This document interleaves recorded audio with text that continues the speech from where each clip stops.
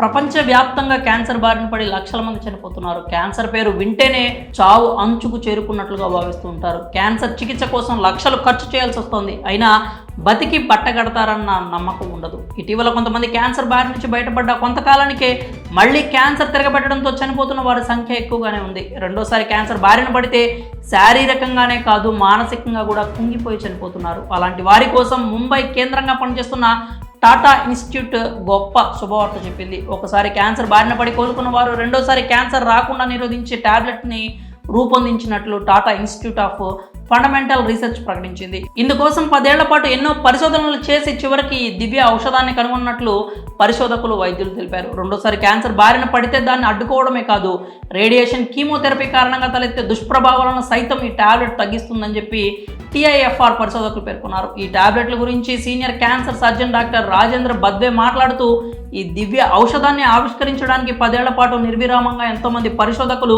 వైద్యులు కష్టపడ్డామని, పరిశోధన కోసం నిపుణులు ఎలుకలలో మానవ క్యాన్సర్ కణాలను ప్రవేశపెట్టారని అన్నారు. దీంతో క్యాన్సర్ కణితి ఏర్పడిందని, తర్వాత ఎలుకకు కీమోథెరపీ, రేడియేషన్ సర్జరీతో చికిత్స చేశారని, కొంతకాలానికి ఆ క్యాన్సర్ కణాలు చనిపోయి క్రోమాటిక్ కణాలు అని పిలిచే చిన్న ముక్కలుగా విడిపోయినట్లు గుర్తించారు పరిశోధకులు. రెండోసారి క్యాన్సర్ వచ్చే అవకాశాలను నిరోధించేందుకు పరిశోధకులు ఎలుకలకు రెస్వరాట్రాల్, కాపర్ కలిగినటువంటి ప్రో ఆక్సిడెంట్ టాబ్లెట్స్ ఇచ్చామని అన్నారు. కాపర్ ఆక్సిజన్ రాడికల్ను ఉత్పత్తి చేసి క్రోమాటిక్ కణాలను నాశనం చేస్తుందని పరిశోధనలో తేలింది. పరిశోధకులు అభివృద్ధి చేసిన ఈ టాబ్లెట్ క్యాన్సర్ చికిత్స దుష్ప్రభావాలను 50% వరకు తగ్గిస్తుందని, రెండోసారి క్యాన్సర్ను నివారించడంలో 30% వరకు ప్రభావవంతంగా పనిచేస్తుంది అని అన్నారు. అయితే ఈ టాబ్లెట్ మార్కెట్లోకి రావాలి అంటే food safety and standards authority of India ఆమోదం లభించాల్సి ఉందని అన్నారు. Tata Institute of Fundamental research వారు కనుగొన్న ఈ అద్భుతమైన టాబ్లెట్ జూన్, జూలైలో మార్కెట్లోకి వచ్చే అవకాశం ఉంది అంటున్నారు.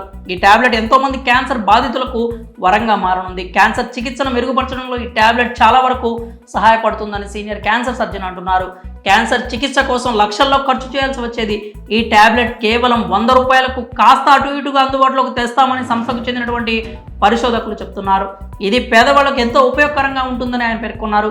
ఈ టాబ్లెట్ మార్కెట్లోకి అందుబాటులోకి వస్తే నిజంగా ఇది టాటా ఇన్స్టిట్యూట్ సాధించిన ఒక అద్భుతమైన విజయమే అంటున్నారు. మరి టాటా ఇన్స్టిట్యూట్ 100 రూపాయలకే క్యాన్సర్ని తగ్గించే టాబ్లెట్ తీసుకొస్తుండడంపై మీ అభిప్రాయాలను కామెంట్స్ రూపంలో తెలియజేయండి.